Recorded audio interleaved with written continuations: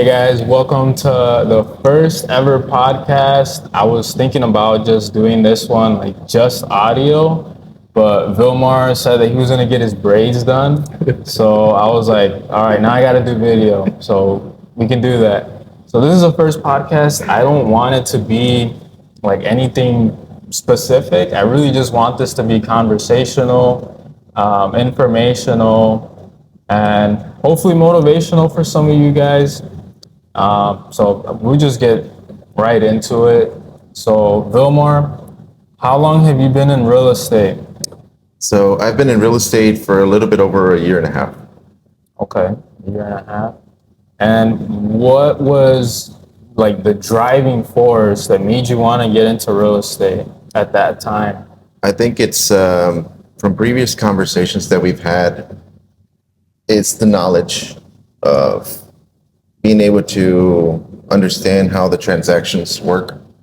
Not only that, but it also opens doors to different opportunities in the financial sector.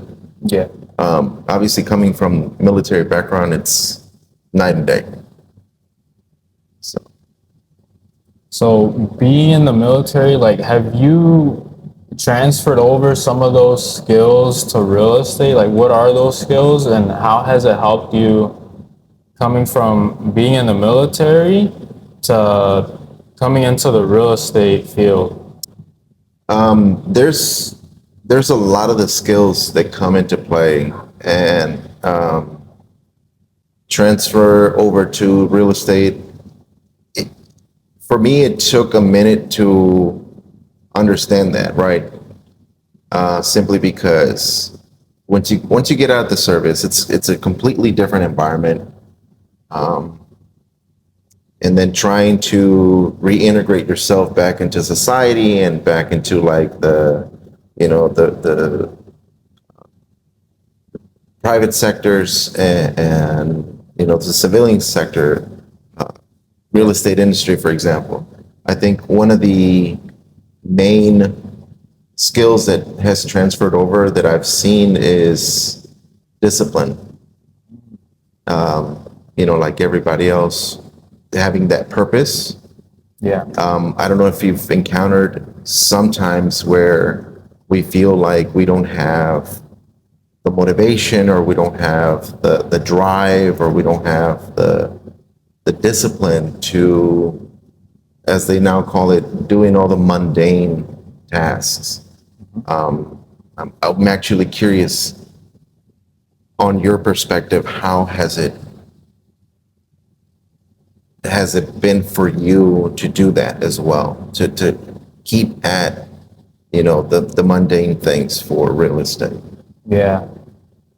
Man, it's tough because when you're in real estate, like let's back it up.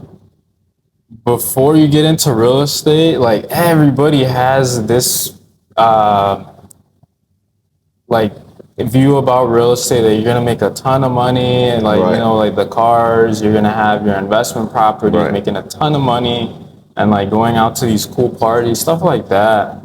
But then once you like check into reality and you get into real estate, you got your real estate license now, you join a brokerage, and now it's time to actually do the deals. Yeah. Then it's like, so what comes with a deal, right? There's a lot of discipline into it, and you have to have somebody guiding you through those first deals. Sure. I think like one of the main things that kind of holds people back is that it's a little bit, it's kind of scary working with the contracts Sure. because it's something completely new. And so I have mentees, right? You're one of my mentee, and Right. one of my mentees, like he's doing freaking amazing. But I remember just 1 year ago, this guy he was a little nervous about the contracts, and he was Yeah. like, "Dude, my first one, I don't mean to put him out there. He's gonna be on the show too anyway, so I'm sure he's gonna talk about it." But his first one, he's like, "Dude, the listing agent called me out. He's like, they know that I'm a new agent by the way that I wrote the contract." Right. So I think learning the contract is a big part to it. And it's like going back to the discipline part, right? Sure. Like when as soon as you get into real estate, you start seeing all these different things that you have to do, and you're like, shoot, where do I start? Like, I just want to make money already. Right. And like one thing There's is just so much. There's Yeah. so much to pick up on. exactly I think that discipline is one of the skills that transferred over. What I found recently is it's a psychological warfare. It's how I view it from my background.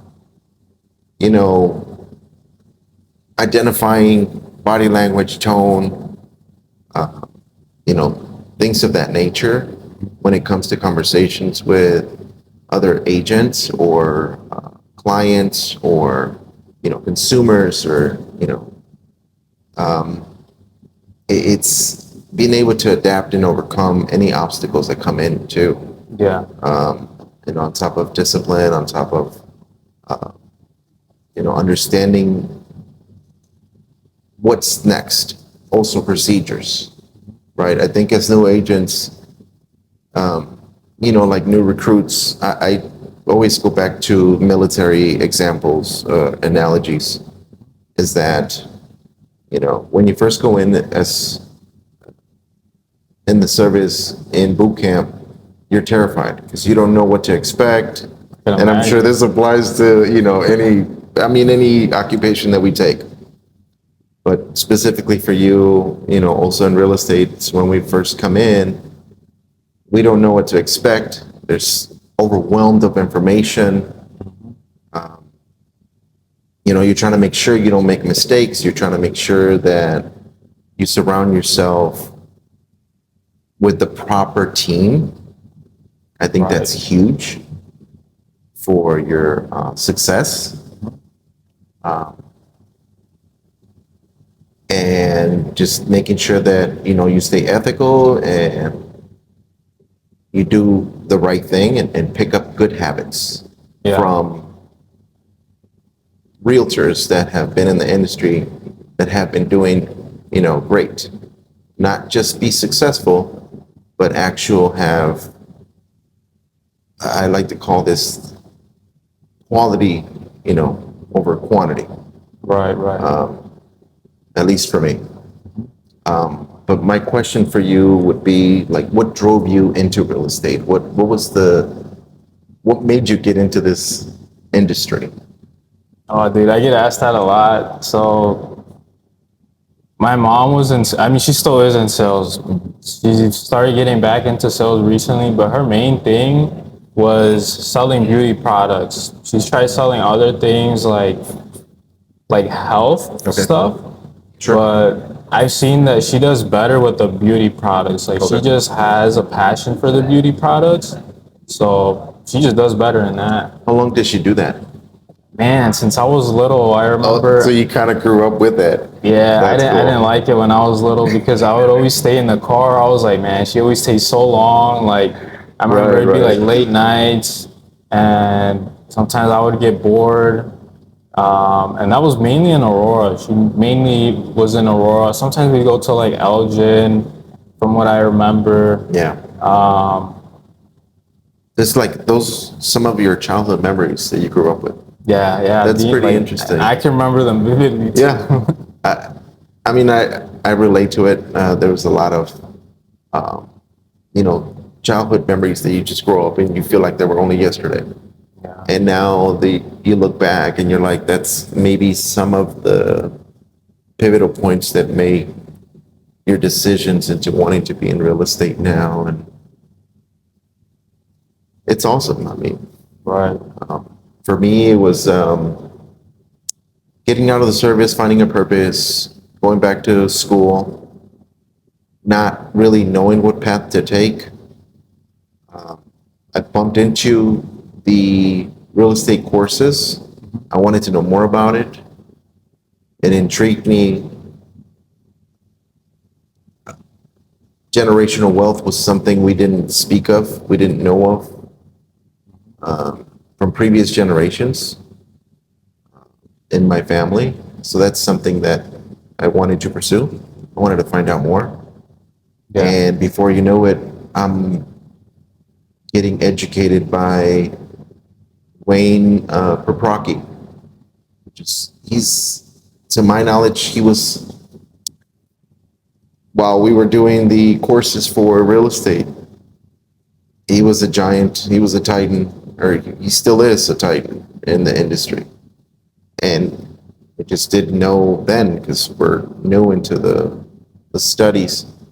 But he taught me a lot of insights to real estate.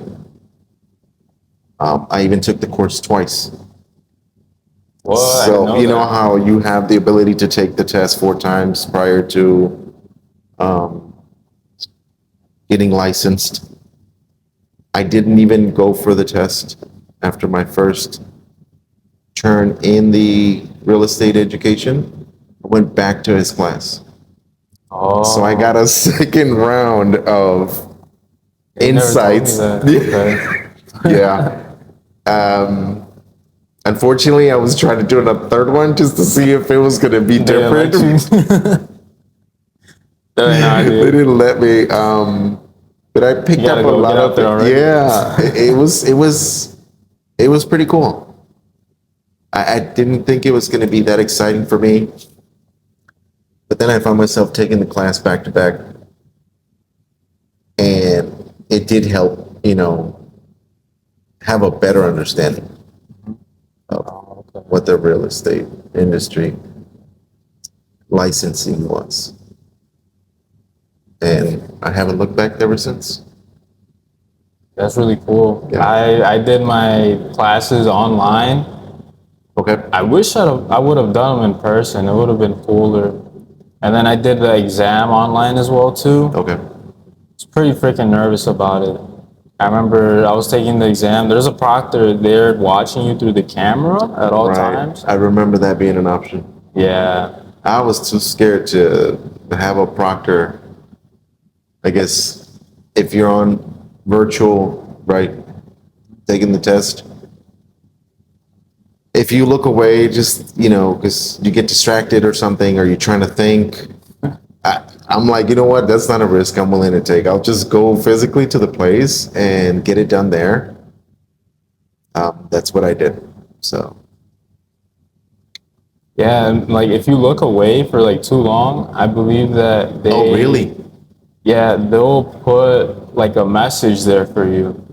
Oh, like you're getting notified of something going on there. That's Yeah. interesting. Like, See, they'll it's give you a things like notice. that. I was like, you know what? I don't even want to find out what they have an issue with, whether you look up or, you look into the sides.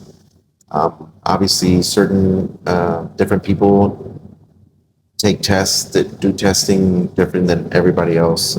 For me, it's repetition.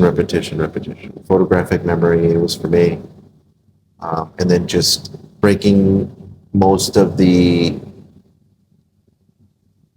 questions and answers down into smaller concepts was the thing that helped me achieve success on the state exam. Gotcha. Yeah. You passed it on your first try, the state and the national? So it's a funny story about that. The first time, so after the second time that I went to go take the class, I was interested in finding out the strategies that the educator was trying to tell us in regard to timing, in regard to, if you don't know the answer to the question, just keep it moving. A lot of, the college students, they go through that process, already have the skills for it. Yeah. For us, it's, I come from a military background. There's really, there is mental state of overcoming different tests and stuff like that, but it's mostly physical. So coming into, testing, I've never been a great tester. Same here. So what I did is the first time I went, just to test it out, How fast can I read the questions? How fast can I answer the questions? How many questions am I allowed to take? What's the process? Which buttons do I click? What happens if I click this and I click that? How can I fail the exam so I don't have to come back and fail it on purpose? So I could accidentally fail it the first time and not have any issue. Oh, okay. First time, I got a 59. Not studying, just based off of classes, 2 times, going through it. Then I went back, started using all the programs, all the resources available to us for accomplishing the exam. Yep. I got a 69. 69. That's 60. 1 point off. Right. So I'm like, all right, cool. Like, I'm right there. Yep. The first thought that came to my head is, I can't get any worse. If I went from 59 to 69, next one is going to be 79, right? And I came back to my, my go-to studies, different techniques. I picked up a lot of the knowledge on my weakest points, which was the formulas, different formulas for amortization, just different formulas. You can cut that part out. Different formulas, and came back, passed it. I think you don't even get a score when you pass, right? They just give you like a pass and you get through it. Yeah. What they do is they give a score for each topic. So like Right. if you got 7 out of 10 on contracts, then you know to study the contracts. But it's not like, oh, you missed this question, so you don't know exactly what. I don't recall, but do you get a score, a test score, if you do pass it completely, state and national? Yeah, I believe there's an overall score, and it says you have to get at least 70, and then it either says pass or fail. But I believe when you pass it, it doesn't show anything. No, it doesn't. So it's only when you fail it. I was, I'm very over analytical, and I was looking for that number, and I'm like, why are you worried about it? You already passed the test. Yeah. Just move on, right? Yeah. So, that was my experience. I try to, get as much of the knowledge done, and then continue after that. Uh-huh. What about you? What was your experience like for your testing? The experience for the test, man, I could not get. So I was actually really surprised because the first time I passed the state, Okay. which I thought I was gonna pass the national because it has more questions. So I was like, it's gonna be easier to pass it because there's many other questions. Like if I got some wrong, I have a better chance of passing that one than the state. But I passed the state, the national, I failed it like 3 times. After I failed it the first time, I got a job as a caretaker. So I was working as a caretaker for like That's a right. year. I remember that time. And so that was in-home caretaking. It was a disabled person, and they let me use one of their rooms just to study.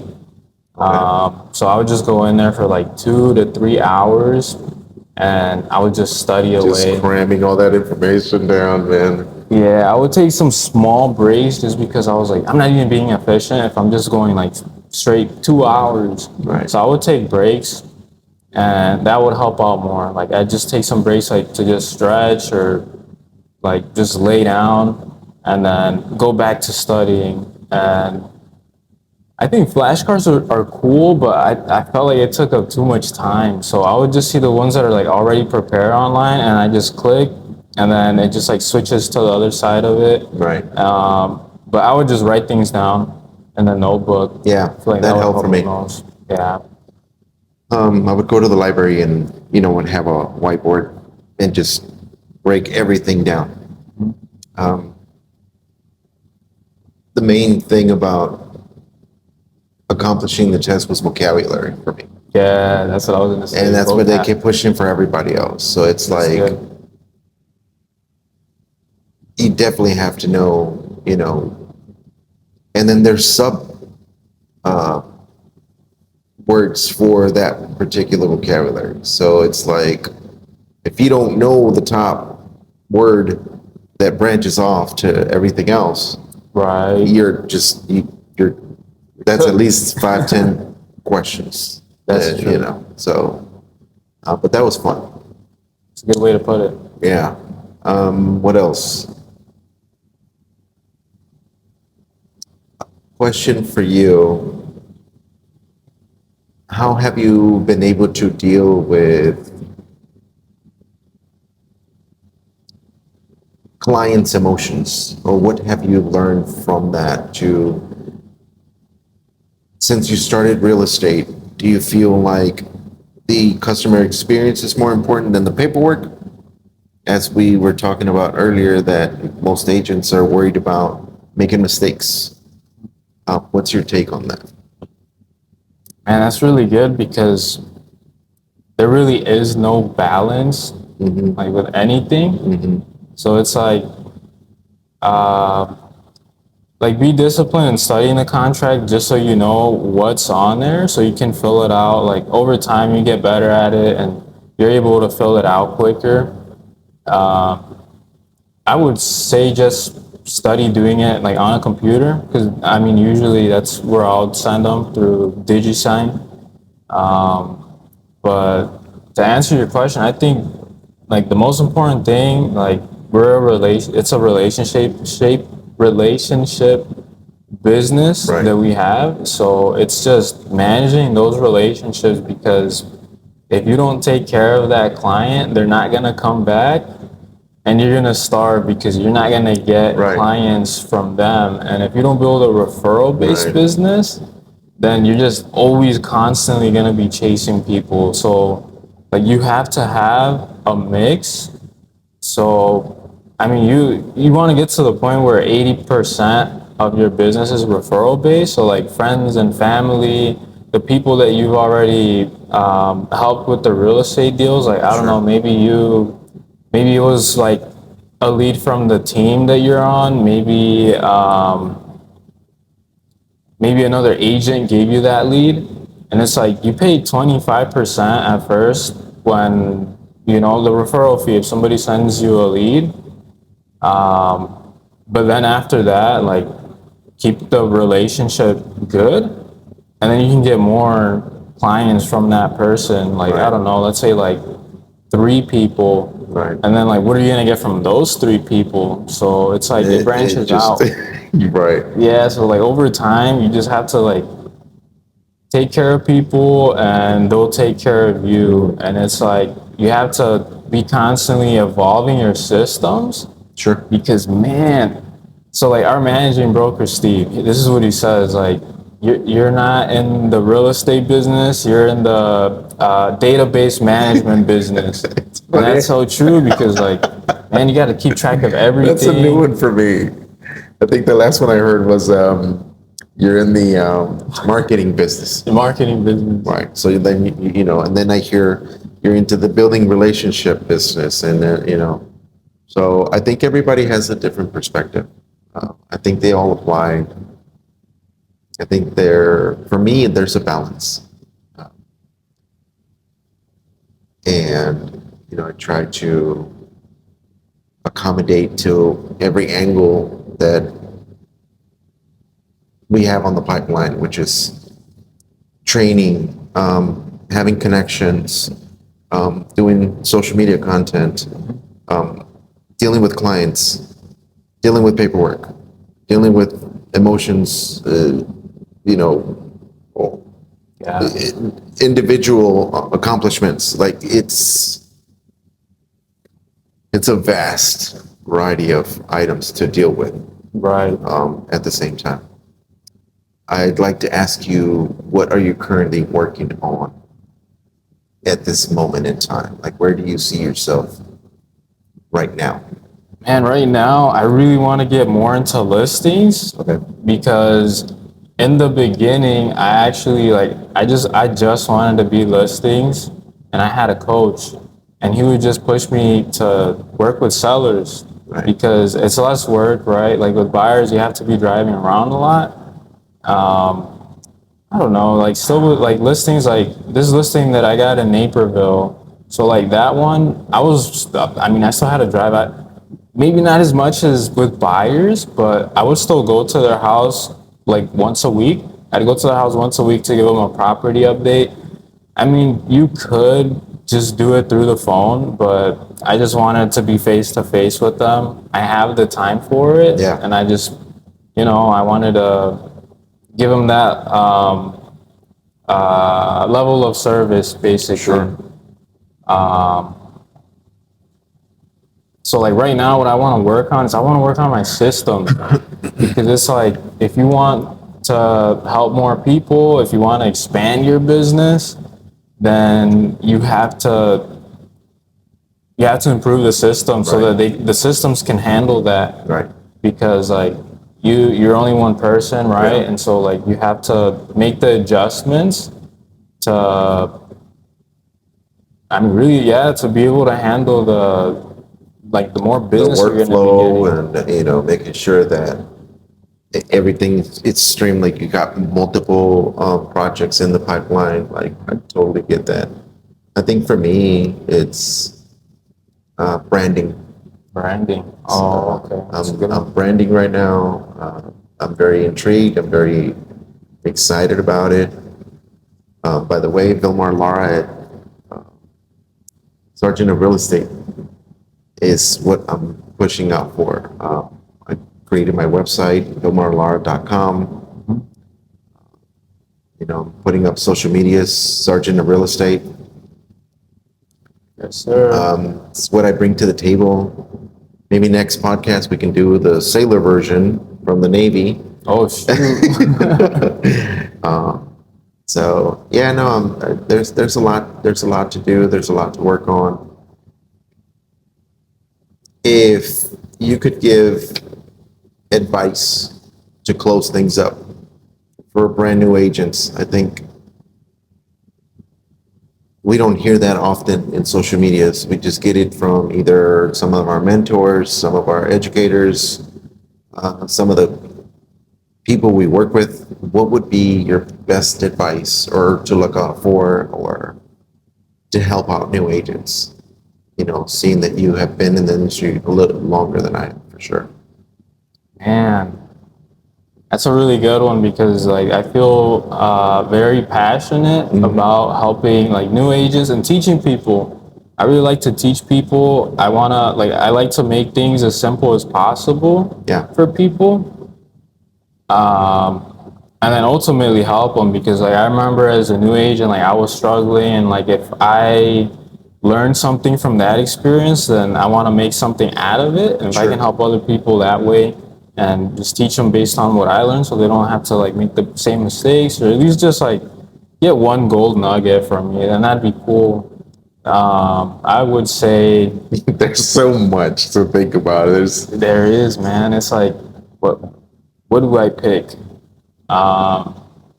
It's really a lot, but I would say have a vision. I would say have Okay. a vision and just stick to that vision. Okay. Because there's some days where you're like, man, like I could be doing way more. Like I should be working on this. I'm not making enough time for this. And then sometimes like you can start to doubt, like, shoot, is this business even right for me? Like even people that are successful, I've heard them say like, I've had thoughts like even like now, like I think about it like, should I leave real estate? Like should I go find another Right. job at a company? Right. And I mean it's understandable because there's a lot of emotions involved in real Yeah. estate. But from time to time you have to sorry, go ahead. No, I was gonna say like take a step back and kind of get things in perspective and then have your vision back in on the board. Like you said. Right. I think that's huge. I haven't really heard that, but I see where you're coming it's just continuing to follow in that dream Yeah. and not giving up. I think for me would be the first thing I did was just research Research. to make a better decision for myself. Whether it was looking for a brokerage, an educator, what are my needs? What are my wants? What do I expect for who I work for? Who works for me? I think research would be my advice. I mean, there's so much. You That's can't true. really pinpoint it. Um,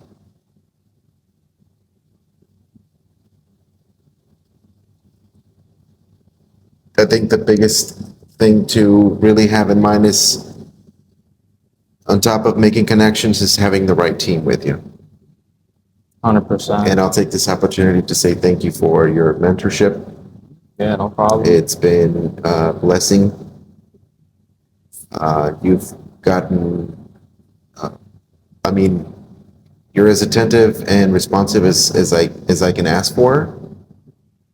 And I'd like to pick up good habits from the people I work with. And I'm really ecstatic about that. And I'd like to thank you for, being there for when calls, messages, emails, and just I enjoy your work ethic. I respect that a lot, and I look forward to continuing our connection and For sure, man. our business relationship in the future, and maybe we can do more podcasts. Yeah, man, of course. Looking forward to it. Just help each other grow. I think that's another thing that I miss a lot, is that everybody's competing with each other. EXP Realty kind of shows us the way that there's no need to compete. We having open source contracts and whatnot. Right. It's I think it resembles who we are as brokers. So, I agree with that. anything you want to add to that? I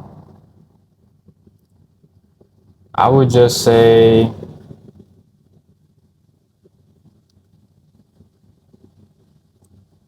like, going back to the vision part, I Yeah. would just say, like, just have a vision Yeah. and then, like, keep track of your goals, and then also, like, don't forget to celebrate your wins. I like that. Because if you don't celebrate have your to wins, celebrate. who's gonna celebrate Yeah. them for you, right? Even small ones, everything. Exactly. Just to get that, sense of accomplishment, even if Right. it's just small steps. Yeah, I don't think we do that enough. And through our brokerage and the people we work with, I do hear it from our group as well, to make sure that you celebrate your wins, as big or as little as they might be. I know but at least for myself, I like to stay humble. I'm not, gloating on the success that I do or try to do. I think it's just trying to remind yourself, hey, like you said, there's the bigger picture, bigger visual, and you got to take your wins as well as you take your losses. Yeah. I'm sure we've all had them, and we can maybe discuss that next time, and Sure, man. give it a little bit of variety in there. So, what were you gonna say? Really quick, come on, man. You gotta tell us about your investment property. Ooh, honestly, we'll have that for another time. Yeah? we'll Okay. definitely do that All for right, another time. Cool. You can do that. But yeah, no, that's definitely another topic to get into. It's because there's so much details on that. Okay, I got you. There's so much details. I'd love to get into it, but we'll definitely get more time for that. You want to sign out now? Yeah, I mean, that's pretty much it. Do you want to say, like, what areas you service, You want to give yourself a shout out, like social Sure, media? sure. So I'm located in Lake County. Most of my locations are in the northern part of Lake County, Illinois. I am a bilingual speaker, agent. I do VA representation. Advocacy for VA is from top to bottom, from real estate to going through the process for service-connected disabilities. I've had a lot of help from other veterans, and that's where I'm trying to pay it forward also to other veterans. It can be really tough out there for that. Bilingual agent. I work with everyone, everything, no boundaries. And yeah, if you have any questions, give me a call at 847-849-6002 or go to the website at vilmarlara.com. Also, Sergeant of Real Estate for all social media content. Thank you so much. Appreciate it. Thank you. Cool, man. Would you like to sign up? Yeah. So, guys, if you ever need help buying, I work in Chicago. I'll even go to Rockford. I go to like Kankakee, the suburbs like Montgomery, Oswego, Aurora is where I was born, and then Plano. So like further down south too, maybe like Ottawa. But yeah, mainly those areas. I'm pretty open. I am planning on getting another license. I'm not exactly sure where yet though. Maybe Indiana or Wisconsin. It'd be really cool to get one like in a state far away, like Florida. In Florida, you can actually get your license. Like there's a class you can take. It's like, I don't know, it's like a couple of days and then you can get your license California. super fast. California too? Well, no, I'd be interested in getting California. Oh, California. Okay, Yeah. cool. That'd be cool. So you'd go east and I'd go west. Yeah. Dude, I appreciate it. Thank you Yes, so sir. much for the time and opportunity. And yeah, I look forward to doing more content. Of course, man. So thank you so much. Have a good one. You too.